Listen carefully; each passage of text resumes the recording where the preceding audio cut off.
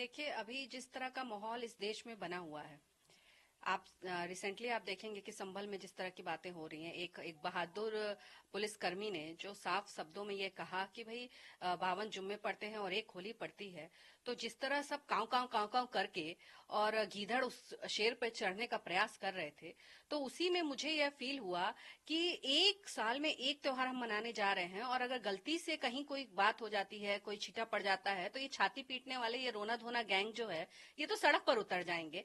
तो फिर उसी आधार पर मेरी ये सोच है कि जहां कहीं भी इनको अगर इतना ही डर है, इनको अगर इतनी घबराहट है हमारे लोगों से, तो क्यों ना जो मेडिकल कॉलेज हमारे यहाँ बलिया में बन रहा है उनके लिए अलग से विंग ही बना दी जाए, जिसमें वो आएंगे, अपना इलाज करा के और निकल भी जाएंगे। और दूसरा कि जो और अन्य कम्युनिटी वहां पे आएगी, एक तो आपने एक आध वीडियो भी देखे होंगे, एक आध क्या पूरा इंटरनेट भरा रहता है ऐसे वीडियो से कि फलों पे थूकना, सब्जियों पे थूकना, शरबत में अपने पेशाब मिलाना, और इस तरह की हरकतें जब आप देखते हैं तो मन में घबराहट भी होती है। तो भाई हम तो अपनी सुरक्षा रक्षा के लिए मेडिकल कॉलेज बनवाने जा रहे हैं, हम अपने आप को चारा बनाने के लिए तो जा नहीं रहे। तो मेरा ये मानना है कि भाई मैं तो महाराज जी से मांग करती हूँ कि एक अलग से विंग बनाई जाए, जिसमें इनका इलाज बेहतर तरीके से हो सके, इनका मानसिक भी इलाज हो सके और इनका शारीरिक भी इलाज हो सके।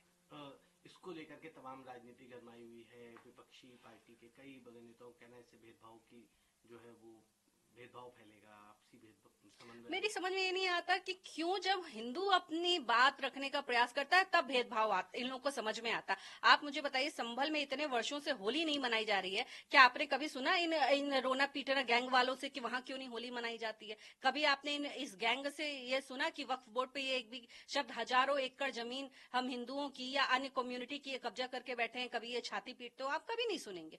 जहां हिंदू की बात आती है वहां ये तिलमिला जाते हैं, अरे बाप रे बाप, अब तो हमारा वोट बैंक हम कैसे, और इनमें होड़ लगी रहती है, मैं ज्यादा खुश कर दूं तो मैं ज्यादा खुश कर दूं।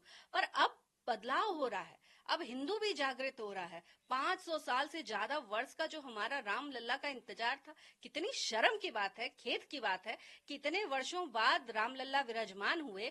क्या आपने ये रोना पीटना गैंग वालों में से किसी एक को वहां जाके दर्शन करते देखा? नहीं देखा होगा, क्योंकि ये तो अपीजमेंट की राजनीति करते हैं। इनको तो है कि बस किसी तरह टोपी वालों को खुश कर दें और अपना वोट बटोर के रख लें। हम हिंदुओं से इनको कोई वो नहीं है। जब हिंदुओं का वोट लेने की बात आएगी तो हमको जात पात में ये बांट देते हैं।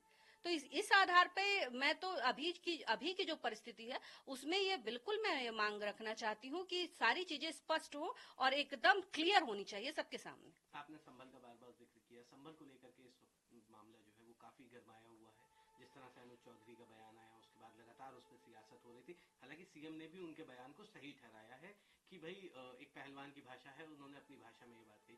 आप किस तरह से देखती हैं संभल के पूरे प्रकरण को, जिस तरह से कहा गया कि भाई जुमा साल में 52 बार आता है लेकिन होली का हमारा पर्व सिर्फ एक बार आता है? यही संदेश देना चाहती हूँ कि बताइए उस व्यक्ति ने गलत क्या कहा। उसने तो स्पष्ट ये बात कही कि भाई आप लोगों को अगर ज्यादा ही है तो पहले तो आप सब मिलकर होली का त्योहार मना ले। अगर आप नहीं मनाना चाहते हैं तो आप 2:30 बजे के बाद अपनी जुम्मा की नमाज पढ़ने चले जाएं। आप वो भी नहीं करना चाहते हैं तो आप अपने घर पे जुम्मा की नमाज पढ़ लें। और अगर आप वो भी नहीं चाहते, आप चाहते हैं कि आप जाएं मस्जिद में, तो भैया उसके लिए तैयार रहना। त्योहार का दिन है, एक बूंद एक आध तुम पे रंग पड़ जाए तो छाती मत पीटने लगना। परंतु अब भाई वो तो गैंग है ना, उनको तो एक टॉपिक मिल गया, हॉट टॉपिक मिल गया। अरे हिंदुओं की बात किसी ने कर दी, उसके त्योहार की बात किसी ने कर दी, तो भाई ये तो उनको रेवड़ी, मुफ्त में रेवड़ी मिल गई है राजनीति करने की, तो वो कर रहे हैं। ऐसा ईमानदार, और जो मुख्यमंत्री जी ने कहा, देखिए महाराज जी ने कितना सटीक कहा कि पहलवान है।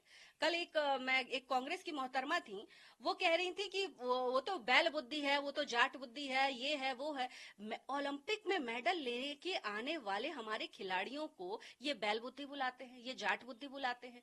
एक एक मेडल ले आने को बोल दिया जाए ना तो इनका सब समझ में आ जाएगा, इनकी 7 पीढ़ियों का समझ में आ जाएगा इतिहास। पर एक हमारा वो जो पहलवान है वो लेकर आया है और स्पष्ट बोला, उसने कोई शुगर कोट नहीं किया, उसने सच बोला है। और सच तो भाई सबको गले के नीचे नहीं उतरता, मिर्ची लगती है, तो इनको मिर्ची लगी है बस। एक आखिरी सवाल, बड़े नेता ने बयान दिया था, मामला गरमाया था औरंगजेब को लेकर, तो उन्होंने कहा औरंगजेब की कब्र को नहीं हटाया जाना चाहिए बल्कि उसके ऊपर शौचालय बनवा देना चाहिए। इससे अच्छा उदाहरण भारत देश में दिया ही नहीं जा सकता। ये औरंगजेब की जयंती मनाएंगे, ये टिप्पू सुल्तान की जयंती मनाएंगे, ये अकबर की जयंती मनाएंगे, ये सबकी जयंती मनाने वाले लोग हैं। तो जो मनोज मुंतशिर जी ने कहा, इतना सटीक कहा है कि मैं तो कहूंगी औरंगजेब की ही नहीं, जितनी इस तरह की कब्रें बनाकर और उनको उनको उनकी बड़ाई की जाती है, उनके आगे चालीसा पढ़ा जाता है, उन सब के ऊपर शौचालय बना दिया जाए, सबके ऊपर। अयोध्या में भी जो मस्जिद के नाम पर जमीन दी गई है, मैं तो मांग करती हूँ कि उस जमीन पर भी एक बड़ा सा शौचालय या बड़ा सा विद्यालय या बड़ा सा अगर दिक्कत ना हो तो फिर एक राम मंदिर वहां पे बना दिया जाए, मुझे कोई दिक्कत नहीं है। परंतु इन्होंने जो भारत में किया है उसका इतिहास हमको बताना चाहिए, और जो मनोज मुंतशिर जैसे लोग हैं उनके साथ हम सबको खड़ा होना चाहिए।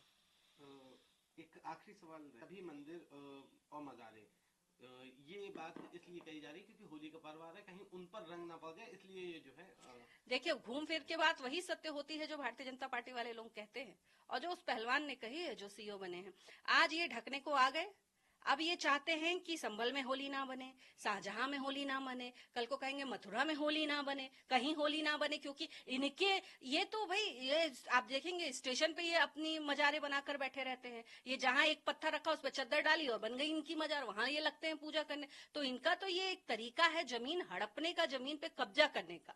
तो अगर इतना ही आपको वाकई डर है तो ये डर अच्छा है, आप बचा के रखें, पर इसके लिए आप हिंदुओं को दबाव नहीं बना सकते हैं कि वो होली ना खेले।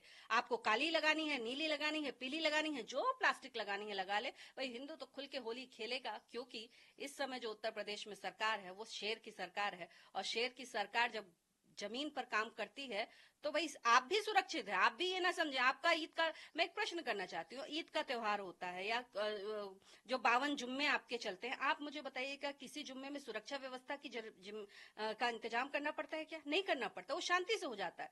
परंतु जब हिंदू होली मनाने जाता है, दिवाली मनाने जाता है, रामनवमी मनाने जाता है, दुर्गा पूजा मनाने जाता है, तो ही क्यों सुरक्षा व्यवस्था की बातें आती हैं? आखिर हमको खतरा किससे है, किन लोगों से है? और अगर उन लोगों से खतरा है तो इस बात को एड्रेस अगर महाराज जी करते हैं, यूपी सरकार करती है, तो उसमें गलत कहाँ करती है? उसमें तो हमको जरूरत है। तो मैं तो स्पष्ट रूप से कहूंगी कि भाई होली पूरे उत्तर प्रदेश वासी जम के मनाएं। आपको किसी बात का कोई डरने और घबराहट की आवश्यकता नहीं है। वो दिन बीत गए जब अपीजमेंट की राजनीति हुआ करती थी।